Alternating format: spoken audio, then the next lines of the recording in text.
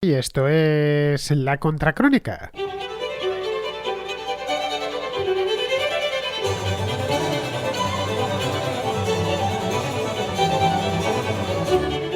Rusia superó ayer los 220.000 casos de COVID-19 y es ya el cuarto país del mundo en casos confirmados, solo por detrás de Estados Unidos, que tiene muchísimos más, tiene 1.330.000, de España, que tiene muchísimos para su tamaño, es decir, tiene solo 47 millones de habitantes, tiene 225.000 casos confirmados, y el Reino Unido, que sería el tercero del mundo, con 224.000 casos. Luego ya viene Rusia.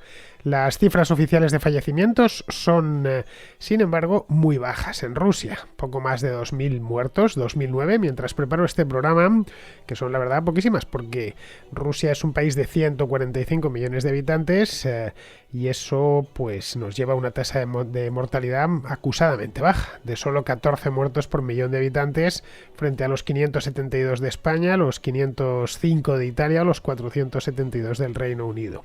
El epicentro de la pandemia en Rusia está, como era de esperar, en sus grandes ciudades, concretamente en su capital, en Moscú, y algo menos en San Petersburgo, que es la segunda ciudad del país.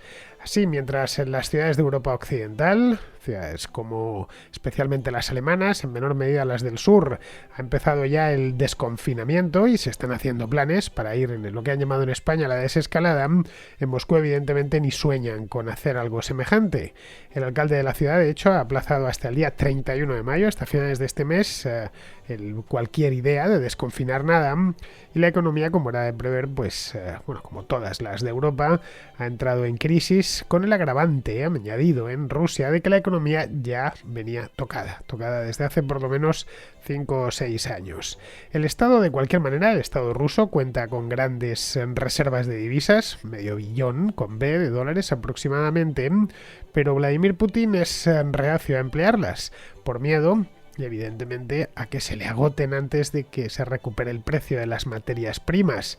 De llegar a ese extremo, el gobierno ruso tendría que declarar la bancarrota, y eso evidentemente se llevaría a Vladimir Putin por delante.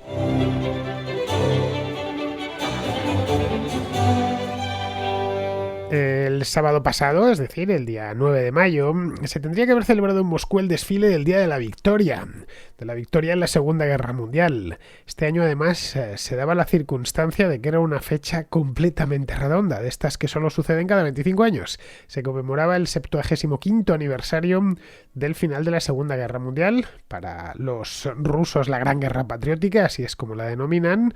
Rusia fue el país que más muertos puso en el campo de batalla, tuvo además que defender su propia tierra y defenderla con uñas y dientes, y le costó aquello pues sangre, sudor y lágrimas, literalmente, muchas más de las que tuvieron que derramar los británicos o los estadounidenses. Por lo tanto, en Rusia la fecha, a pesar de que la Unión Soviética desapareció hace ya 30 años, siguen celebrando esto con muchísima dedicación.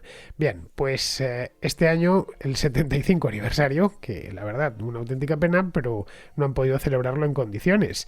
Iba a ser un desfile, y lo habían anunciado ya con tiempo, va a ser un desfile el mayor en mucho tiempo, el mayor en muchísimos años, claro, el 75 aniversario, pues desde el medio siglo no iban a salir a la calle tantos militares, iba a haber una fiesta similar, que además coincidió con que hasta hacía buen tiempo, que en Moscú ya empieza a hacerlo, evidentemente no hace el buen tiempo que puede haber en España o en Italia, pero ya no, en Rusia no caen esas nevadas a principios de mayo, pero bueno, lo han tenido que suspender todo, lógicamente por causa del coronavirus. El sábado por la mañana, de cualquier manera, se organizó un pequeño evento en la Plaza Roja con Vladimir Putin depositando una corona encima de la tumba del soldado desconocido. Bueno, esto lo dieron por los informativos de televisión, yo lo estuve viendo, y la plaza evidentemente pues estaba desierta, había algunos militares, lógicamente estaba el propio Putin, miembros de su gobierno, y paremos de contar porque no había mucho más. La ciudad de Moscú, que es una ciudad gigantesca, también estaba desierta. Vamos, como os decía antes, una auténtica pena, porque Rusia tendrá que esperar otros 25 años, ya hasta el primer centenario, para encontrarse con otro aniversario tan redondo como el que tenían este año. En fin, esto evidentemente pasará, esto del coronavirus no va a durar siempre, pero para que celebren el centenario pues aún faltan 25 años. Es posible que Putin lo vea, no seguro, pero posible, Pero digo posible porque no será todavía centenario, pero poco le faltará, tendrá ya casi 100 años. Lo que sí es muy poco probable es que siga siendo presidente del país. Bien, 3 semanas antes del 9 de mayo, ya digo, una fecha fundamental en Rusia, es una de las fechas más importantes de todo el calendario festivo. Pues 3 semanas antes, el día 16 de abril, Putin compareció en televisión. Compareció para todo el país, el tema del COVID-19. Rusia llegó más tarde que en Occidente. Recordemos, hace no tanto, a mediados de marzo, como su gobierno se permitía incluso enviar ayuda a Italia. Recuerdo un programa, la primera semana del confinamiento en España, que me hacía yo mismo eco de esos camiones que habían entrado en el norte de Italia con banderas rusas, que enviaban ayuda humanitaria. Y ya de paso, pues enviaban también a unos cuantos militares que habían metido de matute en el convoy. En aquel momento en Italia las cosas estaban muy graves y evidentemente pues el gobierno de Giuseppe Conte no estaba para decir nada, o para decir que no a nadie, y tampoco a los rusos. Bien, aparte de eso, se pensaba en aquel momento que el asunto iba a quedarse en Italia o en Europa Occidental. Es curioso, pero con esto del coronavirus nos ha pasado a todos lo mismo. Esto viene a demostrar que todos los seres humanos somos iguales. Es decir, mientras el coronavirus estaba en China, nadie pensaba que iba a salir de ahí, y que eso se iba a quedar allí, que a lo sumo habría algún caso puntual y que ese caso se trataría en los hospitales sin tener que lamentar nada más. Esto cuando estaba en China. Cuando saltó Occidente, después pasó por Irán, lo mismo. Bueno, esto ha salido en Irán porque tienen un mal sistema sanitario, porque son un poco desastre y demás.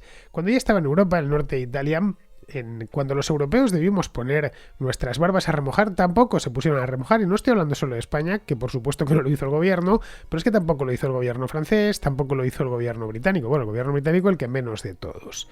Bien, cuando estaba ya en Europa Occidental, cuando lo teníamos en España, cuando lo tenían en Francia, en el Reino Unido, por supuesto en Italia, pasó lo mismo con los Estados Unidos y con Hispanoamérica y con Rusia, que andaban en ese momento diciendo, bueno, vendrá para acá, pero lo mismo tarda mucho, no llega con la misma fuerza que llegó al sur de Europa y por lo tanto no tenemos tanto que temer.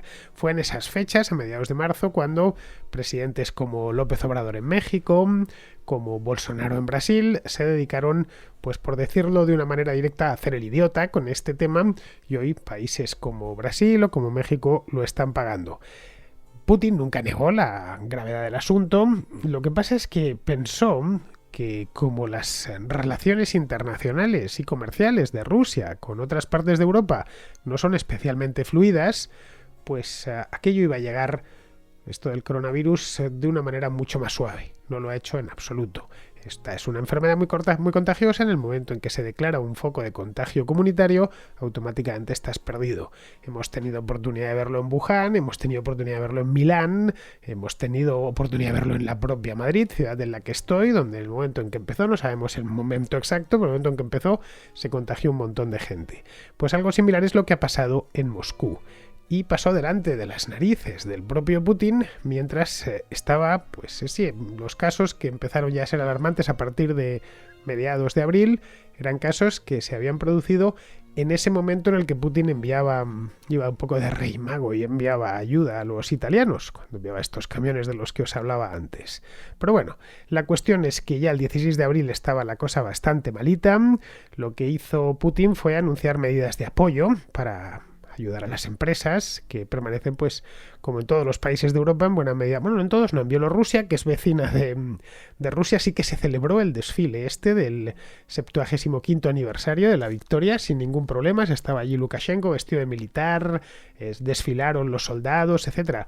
Bielorrusia vive un poco es como una especie de cápsula del tiempo, de la Europa de otra época, de una época necesariamente peor, que era la época de la Guerra Fría, al otro lado del telón de acero, pero bueno, es un país también, es verdad, muy pequeño y sin demasiada importancia, ni económica, ni demográfica, ni política. Rusia, en cambio, sí que la tiene, tanto demográfica como política como económica, y el hecho es que están como están no muy diferente como en otras partes de Europa, y medidas de confinamiento forzoso en algunas partes del país, especialmente en las ciudades, y por lo tanto las fábricas, muchas de ellas han dejado de producir, los comercios están cerrados y demás. Esto que anunciaba Putin aquel día, el 16 de abril, eran básicamente medidas cosméticas. todas dirigidas básicamente a anunciar a los empresarios que iba a portarse bien con ellos, que les iba a perdonar algunos impuestos o que se los iba a bajar. La pregunta que muchos hicieron en aquel entonces, el 16 de abril ya, era porque no apostaba más, porque no ponía más dinero encima de la mesa. Rusia es uno de los países del mundo que más reservas de divisas tiene. Y hasta ahora, en cambio, todo lo que ha estado haciendo ha sido pues ayudar a las empresas suavizando la regulación o, como ya digo, a bajar algunos impuestos para hacérselo más llevadero. A las empresas que sobrevivan a esto, evidentemente. Claro, de nuevo la pregunta, ¿por qué Putin no saca la artillería de paseo? Que es lo que hubiera hecho cualquier presidente. Pues la verdad es que porque, y esta es una opinión mía, porque teme hacerlo. Por poder podría, en su mano está empezar a extender ayudas mucho mayores de las que ha dado, que son muy pocas. En Rusia han entrado miles de millones de dólares en las últimas 2 décadas, sobre todo la última década y media, como pago pues del petróleo y el gas que vende Rusia en el extranjero. Pero claro, como decía antes, teme que ese dinero se le agote y no pueda reponerlo, mejor dicho, ya que a la crisis sanitaria pues le está siguiendo una crisis económica global que enfriará bastante el sector de las materias primas, que es el sector del que vive Rusia. De hecho, ya lo ha enfriado, no hay que esperar a que esto se enfríe mucho más. El petróleo, y creo que esto cualquiera que siga un poco la información económica ya lo ha visto, no termina de levantar cabeza. Ayer estaba a $25 el WTI, a $30 el Brent, aunque eso sí, sabiendo que la cosa va hacia abajo, Arabia Saudí ya se ha puesto a recortar más producción, está recortando de hecho a ver si consigue reanimarlo, pero aun con todas sigue, como vemos, bastante bajo. Los crudos rusos como el SPO o el Sokol también están muy baratos, en torno a los $28-29 el barril, y el mercado del gas, que es otro de los grandes productos de exportación de Rusia, pues es un mercado que lleva mes y medio implosionando. Leía el otro día, esto fue a finales de abril, que había como una veintena de buques gaseros cargados hasta los topes que estaban en alta mar y les habían cancelado los pedidos. Es decir, que sus clientes no querían el gas, y cancelaban el pedido, asumiendo incluso pagar la prima que le correspondiese por la cancelación porque no tenían a quién vendérselo. En fin, esto, por no extenderme mucho más, es el panorama que tiene ahora mismo la economía rusa, un país en el que los hidrocarburos pues suponen aproximadamente la mitad de sus exportaciones.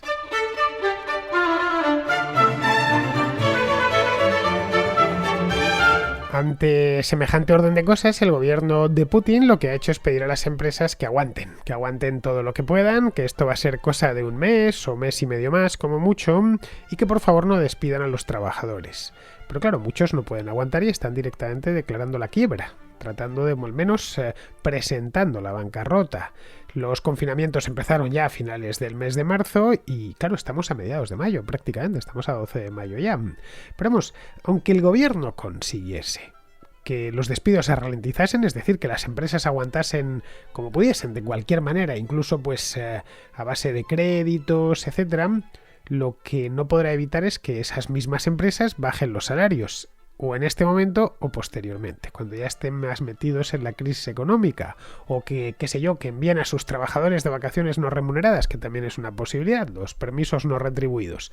No os puedo dar trabajo, pero es que tampoco os puedo pagar, pero no os quiero despedir, o no os puedo despedir, por lo tanto, iros a vuestra casa, de vacaciones, entre comillas, y cuando yo pueda, pues volveréis a vuestro puesto de trabajo. Esta es una posibilidad que también están contemplando en Rusia. Esto evidentemente impactará sobre el consumo interno, tanto las bajadas de salario como estos permisos no retribuidos de los que estoy hablando, y hará que la crisis reverbere aún más en la economía rusa, que como os decía antes, venía ya tocada. No es una economía que estuviese, en su mejor momento, como la de Estados Unidos, por ejemplo, antes de la crisis de la COVID-19. En el mes de febrero estaban encantados. Donald Trump se las veía ya felicísimas para ser reelegido y para presentarse en el mes de noviembre con unas cifras de desempleo históricas. El caso de Putin no era ni muchísimo menos ese. Putin, de hecho, ha impuesto una moratoria de 6 meses para procesar las quiebras, desde que se presentan hasta que se autorizan. Pero vamos, eso a mí me parece el clásico brindis al sol. Al que no pueda presentarla hoy, pues dejará la empresa, cesará la actividad, dejará la empresa en suspenso y presentará la quiebra definitivamente ya en octubre o en el mes de noviembre. En fin, que en Rusia llueve sobre mojado porque tras el paso de la epidemia vendrá una crisis que muchos están descontando como gravísima, y lo anterior ya era malo. De hecho, el poder adquisitivo en Rusia viene cayendo desde el año 2015, año en el que se empezó a notar ya la bajada, seriamente además, la bajada de los precios del petróleo. Esto sucedió en el último tercio del año 2014. En 2015 la inflación se les disparó, de hecho, se les fue al 15%, luego ya ha ido controlándose poco a poco y con algunas dificultades en los últimos años, hasta tocar suelo el pasado mes de enero, que se quedó en cifras más propias de la Unión Europea que de Rusia, se quedó en el 2,5%. Pero vamos, en Rusia es un país en el que la memoria inflacionaria está muy presente. Está muy presente porque está cercana y han padecido los rusos que están hoy vivos, la mayor parte de los rusos que están hoy vivos han padecido episodios inflacionarios, cuando no directamente hiperinflacionarios. En los años 90, por ejemplo, los que tengáis edad lo recordaréis, la inflación rusa estuvo toda la década por las nubes. En 1993, por ejemplo, sobrepasó el 800%. Fueron esos años tan malos de la Rusia postsoviética. Luego, cuando Putin llegó al poder hace 20 años, en 1999, estaba todavía en el 85%. No digo que os imaginéis una inflación del 800%, a no ser que seáis venezolanos, y entonces os la imagináis sin ningún problema porque padecéis una mucho mayor, pero en el caso de que no seáis venezolanos o incluso argentinos, que tampoco llega en Argentina al 800%, no sé, cualquiera de los demás, imaginaos una inflación del 85%, la que se encontró Putin cuando llegó. Esto supone una carga tan tremenda sobre el consumidor que realmente lleva a la desesperación. En Rusia, como en muchos países de Hispanoamérica, que han pasado por episodios inflacionarios en los últimos 20 o 25 años, son muy sensibles a la pérdida de valor de la moneda. En el caso de los rusos, a la pérdida de valor del rublo, por lo que Putin no tiene esa escapatoria. Es decir, no se puede poner a imprimir rublos como un poseso, que es lo que podría por lo menos planteárselo, pero yo creo que ni se lo va a plantear por esa misma razón. ¿Que la inflación se dispare en los próximos meses en Rusia? Es posible. Eso sí, no se va a ir al 90 o al 100%, porque los rusos eso sí que no se lo perdonarían. Es decir, la de ahogar esto en montañas de rublos y que sea lo que Dios quiera, no creo yo que vaya a ser la salida, conociendo esa memoria inflacionaria que tienen los rusos.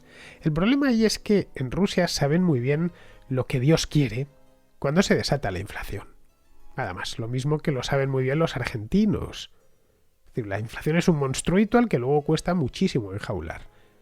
De hecho, en los últimos 20 años, es decir, desde el año 2000, cuando ya estaba Putin en el poder y empezó a moderarse la inflación, solo en contadas ocasiones la inflación en Rusia ha bajado por debajo del 10%. Esto, dicho desde la Unión Europea, llama la atención, en contadas ocasiones. Es decir, saben qué es eso de la inflación y les da pánico al ruso medio. Otro de los problemas que arrastra en Rusia, o que arrastraba Rusia antes de la COVID-19 y que ahora empeorará, es su relativo aislamiento y la desmedida ambición de su gobierno por mantener un estatus de gran potencia. Similar, no igual al de Estados Unidos, lógicamente, pero que al menos le pueda mirar a distancia, pero cara a cara, como una gran potencia militar. Las aventuras militares que se trae Rusia desde hace años, en Siria, por ejemplo, son muy famosas, en Ucrania, luego aventurillas militares menores como la de Transnistria o las del Cáucaso, Osetia del Sur, etc. Todas estas cosas salen carísimas. La guerra es de los caprichos más caros que hay, por no decir el más caro que hay. El Estado en Rusia gasta más en defensa, y estoy hablando de datos del año pasado. El año pasado gastó 55.000 millones de euros en defensa. Tiene un 11% del gasto total. Pues gasta más en defensa que en educación, gastó 46.000 millones de euros, o en sanidad, donde gastó 42.000 millones de euros. Mira, para que nos hagamos una idea, sí, general. España ese mismo año gastó 5 veces más en sanidad que en defensa. Gastó 75.000 millones de euros en sanidad y 15.000 millones de euros en defensa. Como vemos, teniendo en cuenta que el PIB de España y el de Rusia son similares, cómo se destina el gasto público de una manera muy diferente. Esa política exterior tan belicista y tan expansiva no solo cuesta dinero, que evidentemente cuesta dinero, sino que trae problemas en forma de sanciones que afectan directamente a la economía. La economía rusa, o mejor dicho, Rusia como Estado está frito a sanciones por parte, especialmente desde lo de Crimea, por parte de la Unión Europea o de Naciones Unidas. Y los Estados Unidos también. Pero mientras pudiese vender crudo, esa es la verdad, pudiese venderlo bien, pudiese vender gas, pudiese vender trigo, el trigo es uno de sus principales productos de exportación, pues no había demasiado problema. Yo creo que básicamente en el Kremlin pensaban eso. Pero claro, eso no se les ha acabado, pero la cantidad y esto viene ya de antes, la cantidad de dinero que obtienen por todas esas commodities les ha bajado bastante. Y esa es la razón por la que Putin no quiere poner en riesgo el $500 millones que tienen reservas de divisas.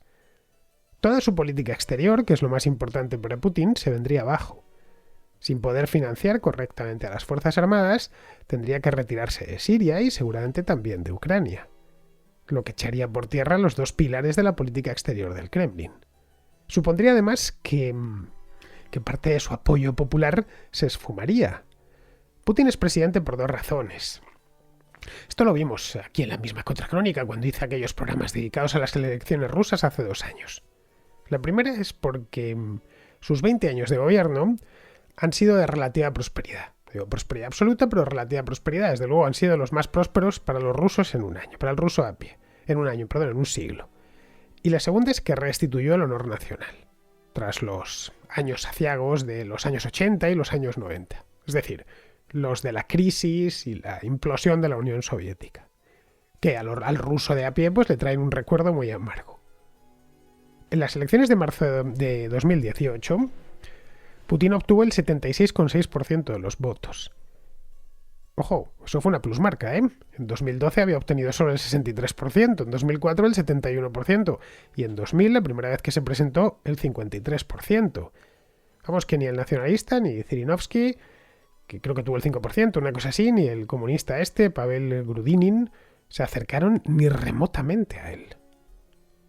La COVID-19 y sus efectos puede dinamitar esos dos pilares sobre los que se asienta el putinato y convertirlos en cenizas. La prosperidad no es que se haya evaporado, pero sí se ha ralentizado se ha estancado, podríamos decir, desde hace 5 años. Se ha tornado en un mediano pasar, algo desesperante.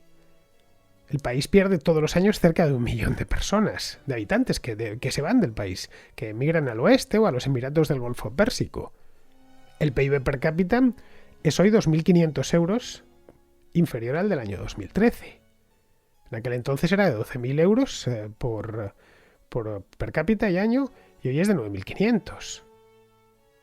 A ver, esto no es un año malo ni 2, son 7 años de caída y estancamiento que Putin no sabe muy bien cómo superar, porque su economía sigue dependiendo de materias primas, es muy rígida y para colmo de males tiene que enfrentar sanciones occidentales. La pandemia, por lo tanto, le llega en un momento, como vemos, muy delicado y podría llevarse también por delante pues su política imperial de gran potencia que tanto satisface a sus votantes. Desconocemos todavía cómo evolucionará la cosa, especialmente la enfermedad en Rusia y cuántos muertos dejará al final, pero ya podemos descontar que será muy gravosa en términos económicos y también políticos. A Putin, de cualquier modo, le quedan aún 4 años en el Kremlin, hasta 2024, que si las cosas se ponen muy cuesta arriba, podrían llegar a ser una auténtica agonía.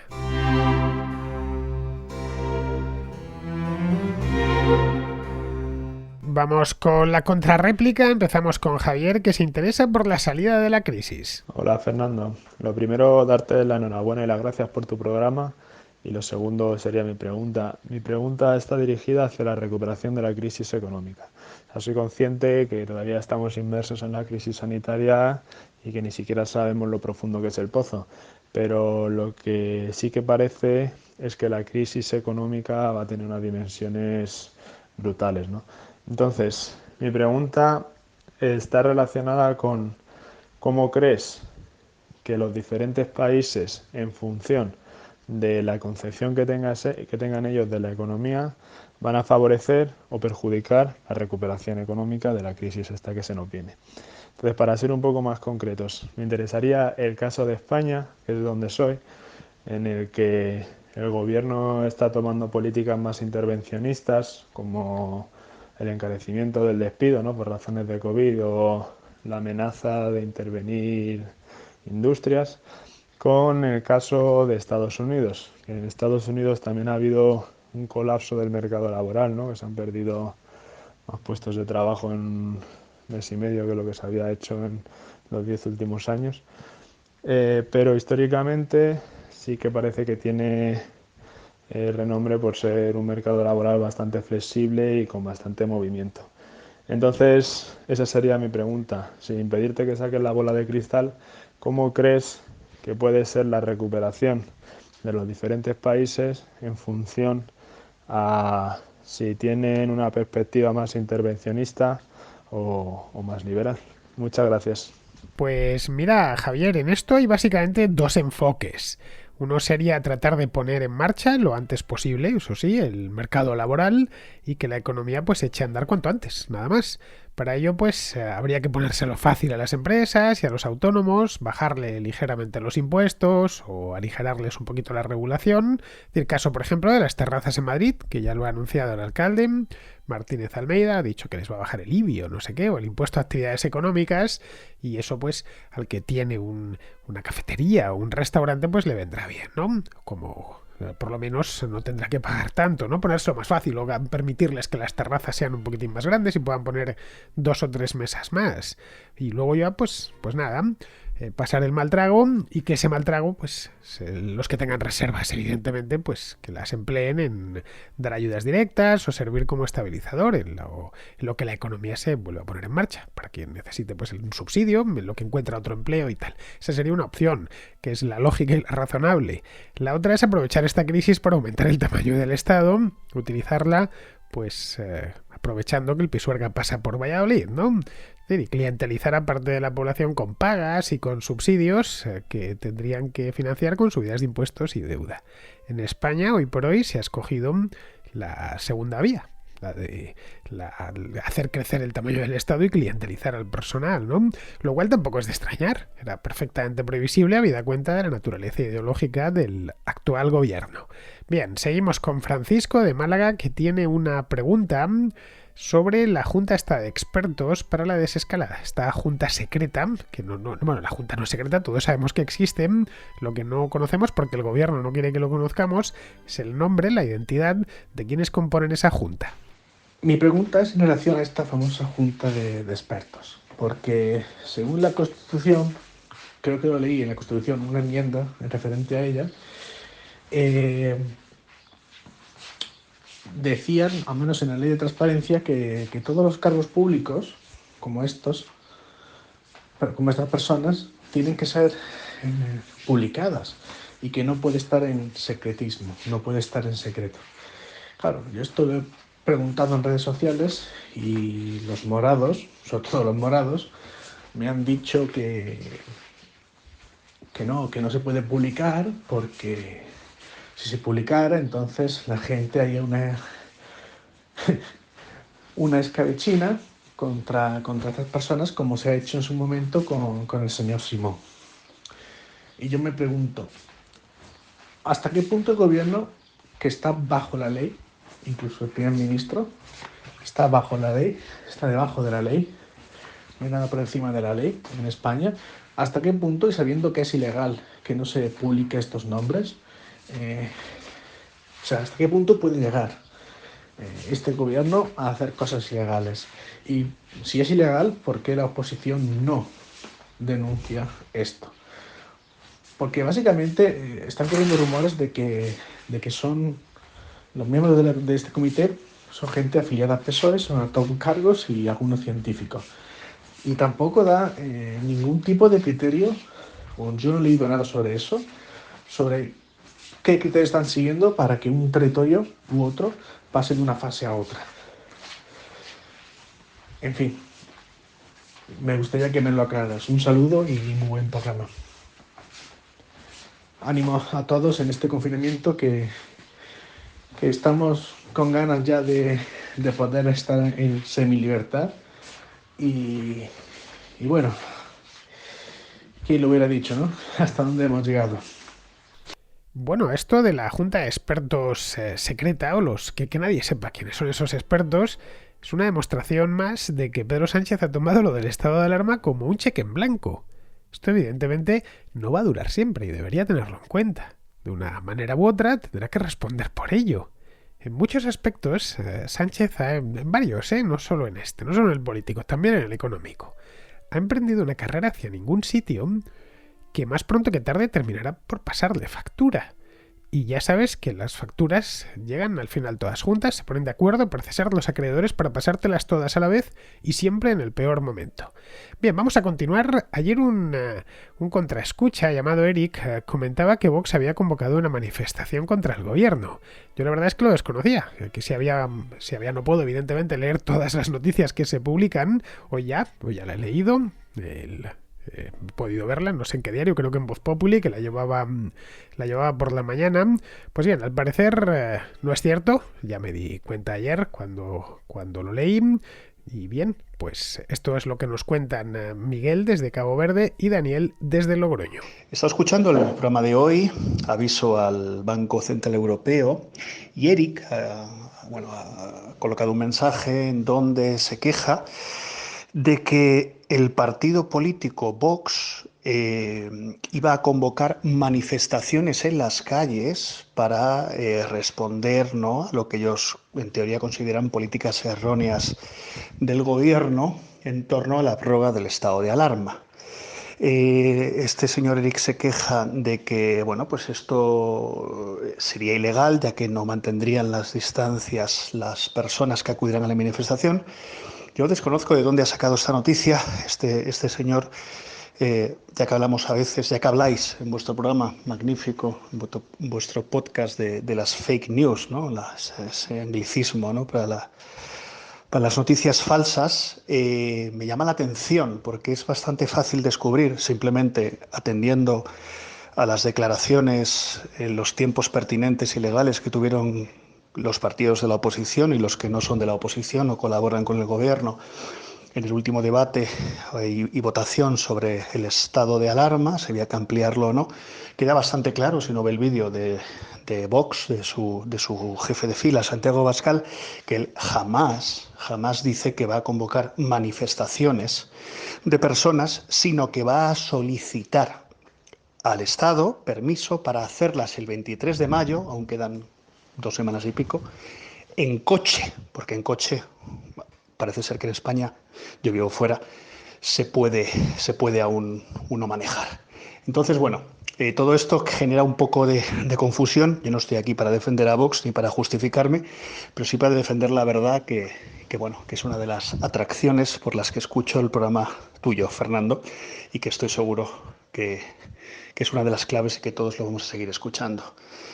Yo sé que corroborar noticias no es fácil para todo el mundo, pero en este caso es tan fácil como acudir a la web del Congreso de los Diputados o de los partidos políticos donde queremos exponer una crítica y ver cómo fueron sus declaraciones.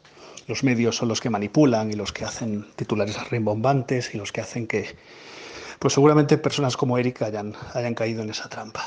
Uno no está, repito, para defender a Vox, pero sí para defender la verdad, y no hay ninguna manifestación programada ni pensada en las calles para que la gente se contagie y esto sea un drama mayor. Saludos y feliz programa. Buenos días, Fernando.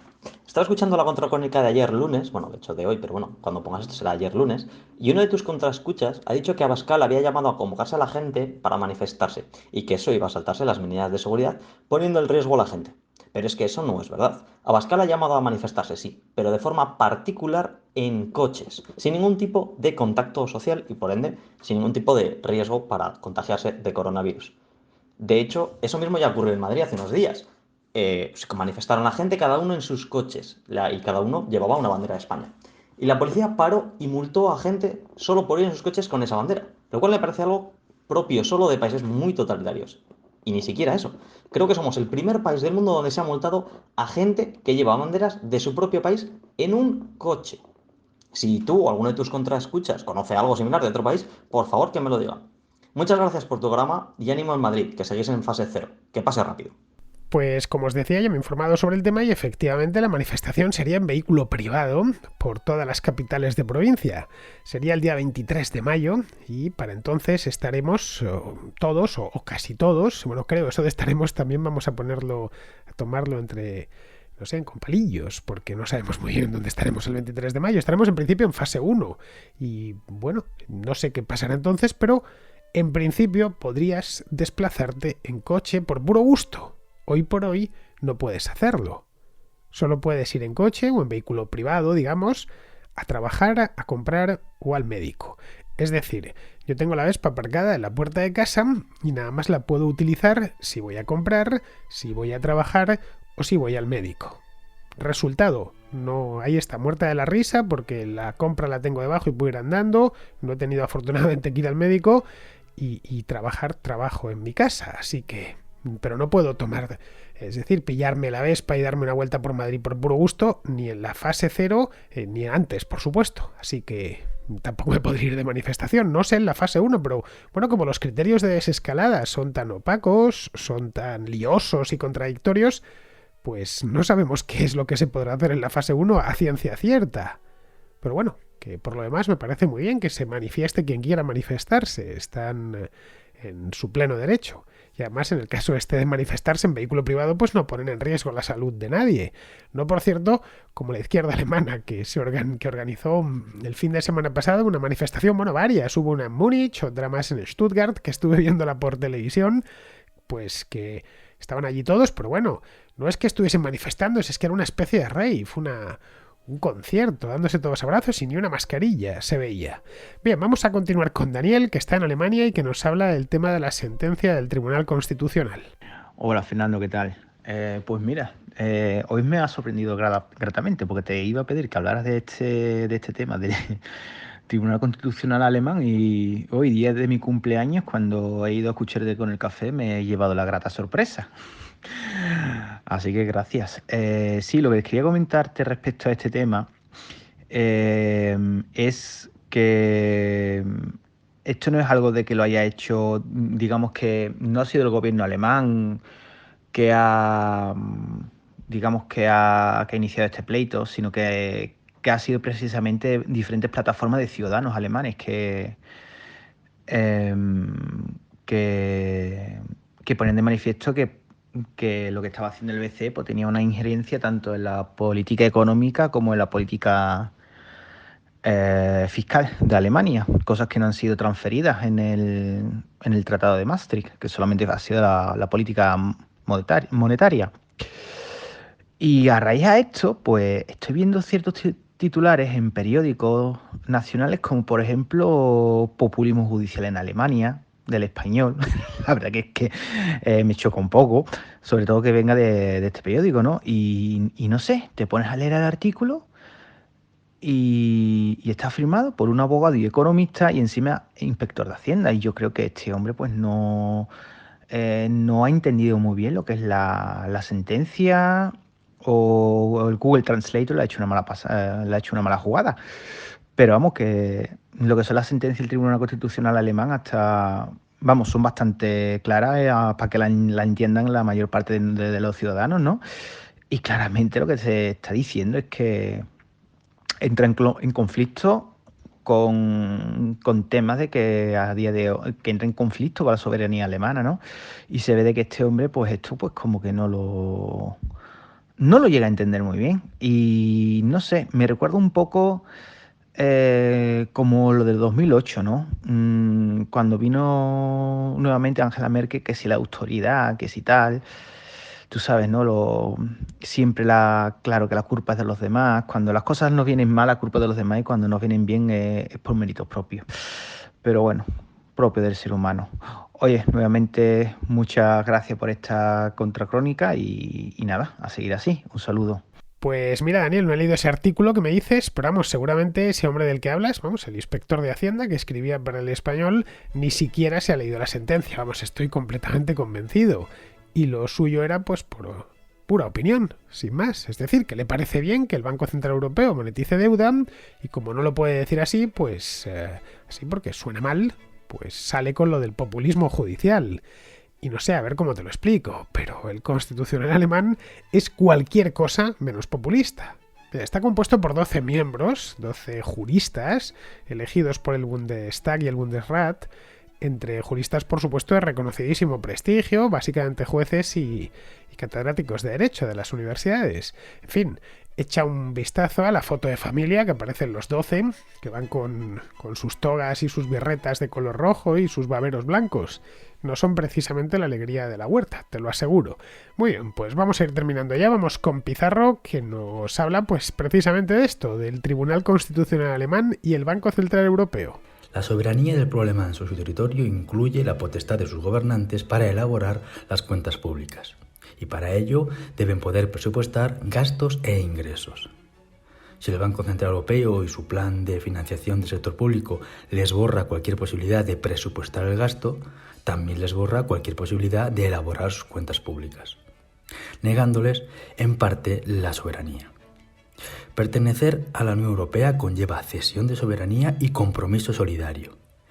Pero si los alemanes entienden que la Unión Europea les hurta más soberanía de la cedida y les aboca a una quiebra disfrazada de solidaridad, el marco será su refugio. Para romper el euro hace falta discrepancias irreconciliables, y para llegar a ellos hay que comenzar por sospechas de abuso. Aquí están las sospechas. Un cordial saludo de Pizarro. Y hasta aquí, queridos amigos, llega la contracrónica de hoy, 12 de mayo. Ya sabéis, os emplazo a que regreséis por aquí mañana.